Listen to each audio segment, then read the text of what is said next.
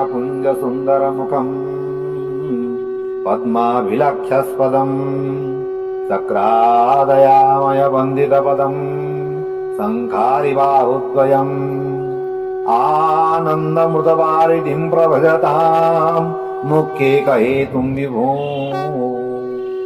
सन्नानन्दवतारणं त्रिजगतं नाथं भजेत् केशव भगवद्वासुदेवाय नमः। जय जगन्नाथ दोस्तों, हमारे YouTube चैनल पे आपका स्वागत है। आज मैं आपको इस टॉपिक के बारे में बताने वाला हूँ कि जो बिजनेस है या डेयरी फार्म है उसको कैसे स्टार्ट करें। सबसे पहला चीज जानकारी में ये आता है कि आपका मन ये डेयरी फार्म में कितना लगता है या कितना नहीं लगता है, या आपको गायों के प्रति कितना प्यार है या नहीं है। सबसे पहली बात मैं अपना खुद का उदाहरण लेके बताता हूँ, बाकी लोगों का तो मैं नहीं बता सकता, खुद का बताता हूँ। जैसे मैं 12th पास किया, उसके बाद मेरे को गौशाला में रुचि आने लगी। पहले हमारे पास तो 100 गाय थे, लेकिन देसी ब्रीड का था। उसके बाद पापा आए, उसके बाद फिर मैं आया, तो मेरे को गायों में रुचि आने लगा। रुचि आने से लगा तो मैं देखा कि हमारे पास बहुत गाय हैं। तो पहले मेरे को इतना खास कुछ पता नहीं था। धीरे धीरे पापा से, दादा से सीख के मेरे को ये समझ आया कि डेयरी फार्म किस टाइप से कैसे सफल हो पाएगा। तो और एक बात मैं आपको बता दूं, आपका रुचि होना अति आवश्यक है। कोई भी काम करने में हो, चाहे पढ़ाई में हो, खेल में हो, कूद में हो, चाहे डेयरी फार्म में हो, आपका रुचि अति आवश्यक है। कोई भी काम को आप रुचि लेके करेंगे तो आप उसमें सफल होंगे ही होंगे। सबसे पहला टॉपिक ये है आपको कि मतलब सेट कैसे बनाएं।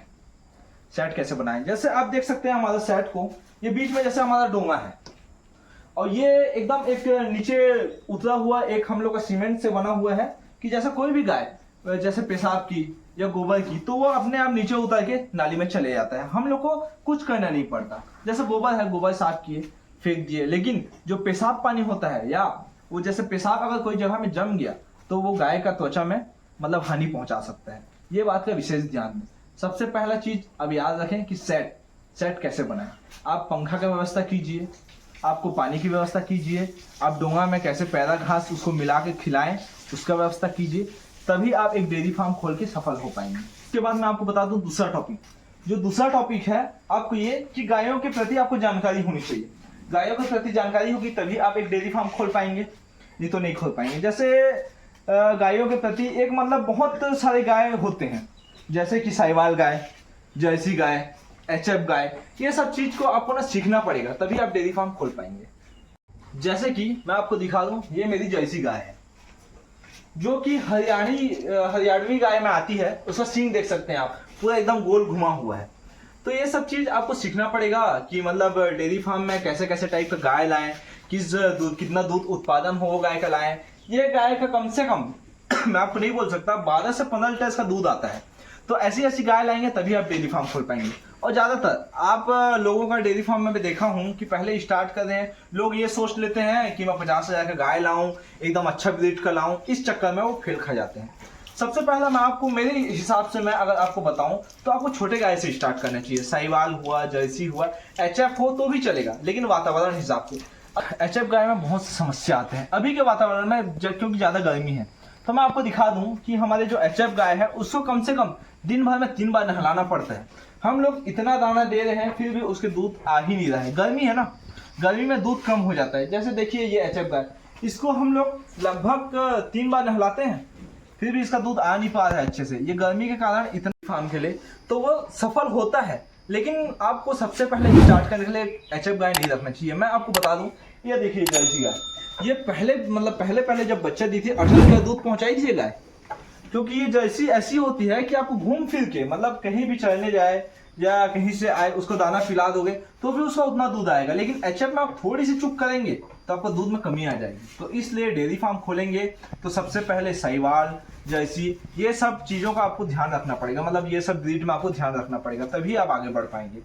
उसके बाद आपको मैं बता दूं कौन गाय कितना दूध दे रही है, या किस गाय के मतलब एक अनुमान होता है। जैसे अब मैं आपको बता दूं, हमारे यहाँ साहिवाल गाय है तो कोई भी साहिवाल गाय 12 लीटर से ऊपर दूध नहीं देते हैं। और जो जर्सी है वो 18 भी पहुंचा देंगे, 20 भी पहुंचा देंगे, क्योंकि वो बड़ी गाय है।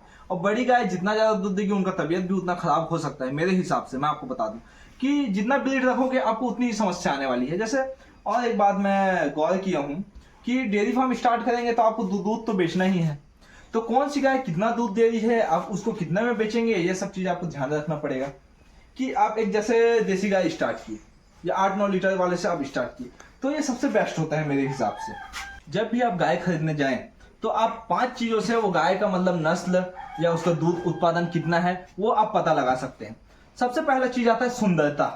गाय अगर सुंदर है तो वो दूध देगी, ये बात याद रखिए। क्योंकि जो गाय सुंदर नहीं है, जो सिर हिला रही है, जो पाँव हिला रही है, अब उसको दूध निकालोगे क्या? दूध निकालोगे तो भी गिर जाएगा, लात वात मार देगी तो आपका ही नुकसान है। तो डेयरी फार्म में हमेशा सरल, एकदम सुंदर ये सब गाय रखिए। सबसे पहला टॉपिक हो गया। दूसरा टॉपिक आपको मैं बता दूं कि आप कैसे पहचान करें कि वो गुड़साली गाय है। सबसे पहले सींग उसका सफेद होगा, ये बात याद रखिए। तीसरा आता है पूंछ उसका जमीन में टच कर रहा है तो वो गाय भी ज्यादा दूध देगी।